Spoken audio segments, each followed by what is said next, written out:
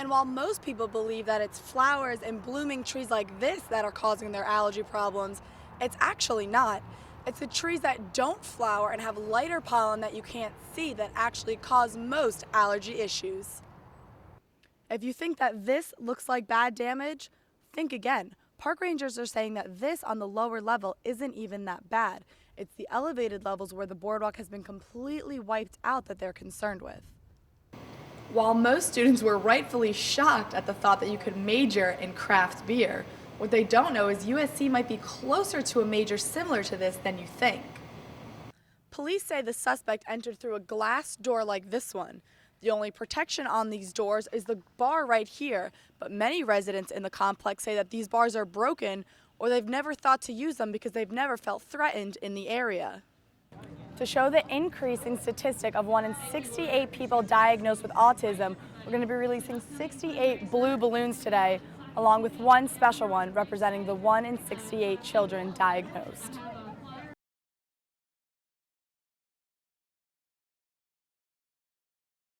The attack happened just after 3 a.m. Sunday at the Park Place Apartments. Investigators say a man broke into a woman's apartment and tried to sexually assault both her and her young daughter. When the mother fought back, the man fired multiple shots into the woman's upper body. The woman is expected to make a full recovery, but Park Place residents are still shaken up. And I'm just calling to make sure if you were okay. And I was like, well, what happened? There's like, well, this girl, 28 years old with a daughter, same as me, I'm 28 years old with a daughter, and she got shot. And now she's in a hospital recovering. So I was like, oh my God, well, that wasn't me, but I'm fine. But it could have been me, so that's kind of scary. While Amanda was made aware of the shooting, Diana Murray, who lives just 3 houses down, was not. I'm very shocked that I didn't hear about it yet. I'm overwhelmed that, this has happened. I heard nothing of it yet. Police say the suspect entered through a glass door like this one. The only protection on these doors is the bar right here, but many residents in the complex say that these bars are broken or they've never thought to use them because they've never felt threatened in the area. I can't imagine that it would happen in such beautiful neighborhood as this one. I'm new to the area. I've been here maybe 6 months, and it's just devastating, and my heart goes out to the family. West Columbia police described the man as African American, approximately 5'4" to 5'6", and between 150 to 165 pounds. The woman was not able to give a very detailed description of the man because he had a dark bandana covering his face. The suspect should be considered armed and dangerous. Police remind anyone in the nearby area to make sure all locks are secure and to report suspicious activity immediately to the police.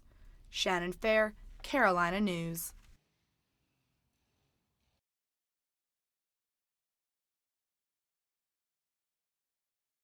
From reupholstered furniture to ceramics and various woodwork, the Store of Hope is always filled with professional quality goods. This comes to the shock of many when they learn that everything has been made by teens who have been sentenced to do time at the Department of Juvenile Justice. The program, which began 6 years ago, allows teens aged 16 to 19 to take part in after-school programs that teach them different skills and hopefully guide them to a better life once they are released. We were allowed to interview 17-year-old Marvin, who was awarded the hardest worker in the upholstery class despite having no prior experience.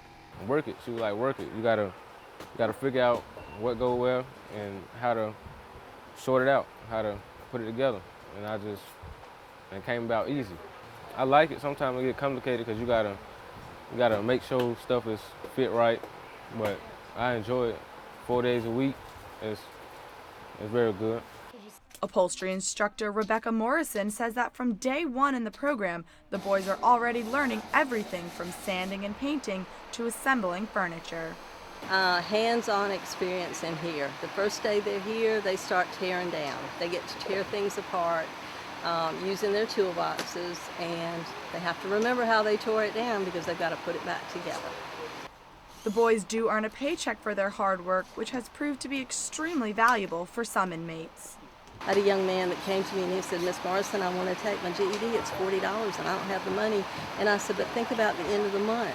If you're here every day, you'll have the money to pay for it, and he did. He was able to take his GED and successfully pass it.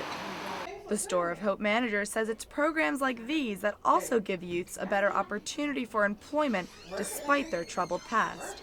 Whenever you apply for jobs, they're always saying, no, you can't do this because this is what's happening. But they're allowing them to have the opportunity to meet people that will allow them to have jobs. So that's the part that kind of pulled me in, was the fact that they were allowing them to have like what I call a second chance. And the boys agree. As long as there is furniture to fix, they'll continue working hard not only for potential buyers, but for a shot at a better future. Shannon Fair, Carolina News.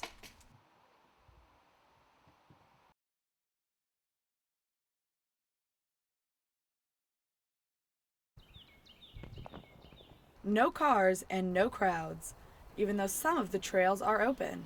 It seems like a nature lover's dream, but it's the opposite for park rangers here at Congaree National Park. The park suffered severe damage from the ice storm that hit Columbia last week. The park remained open, but the amount of debris that blocked the front entrance was more than anyone could have imagined. Kind of a shock when we drove up and saw the amount of damage. It took 2 10-hour days, clearing the road and the parking lots for the visitors to be able to get back into the park. One major problem the park is having is people ignoring the closed trail signs. The paths may look clear just beyond the signs, but it's damage like this that you run into not far down the trail. So I think folks just need to know what they're getting themselves into. The park sees a handful of search and rescues every year, and it's typically from folks that aren't prepared for weather conditions or aren't prepared for downed trees in the trails. If you think that this looks like bad damage, think again. Park rangers are saying that this on the lower level isn't even that bad. It's the elevated levels where the boardwalk has been completely wiped out that they're concerned with. The crew says business has been the slowest they've ever seen with weather this warm. They also have no idea how long it may take to reopen the majority of the trails, but they do say that all the lower footpath trails are open. And to the only person the park saw all afternoon, happy hiking. Shannon Fair, Carolina News.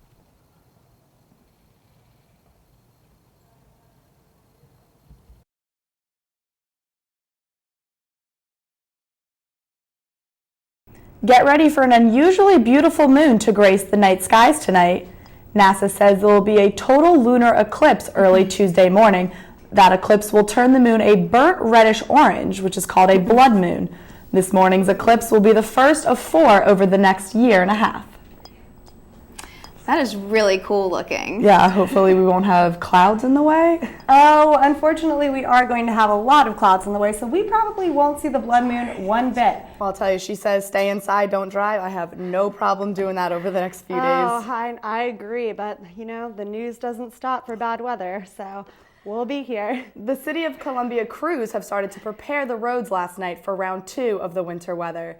They used saltwater trucks to pre-treat the road and dropped in sand spreader units on other trucks. Paul Kritzman finds out what equipment city employees are using to keep the roads safe. Hello and welcome to Carolina News. I'm Shannon Fair. And I'm Catherine Ramirez. Over 120 members of the media gathered at Williams-Brice Stadium today to watch Jadeveon Clowney and other former Gamecocks work out for NFL scouts. Every team in the NFL had at least one representative present to watch today's drills. Josh Butler was at Pro Timing Day and has more.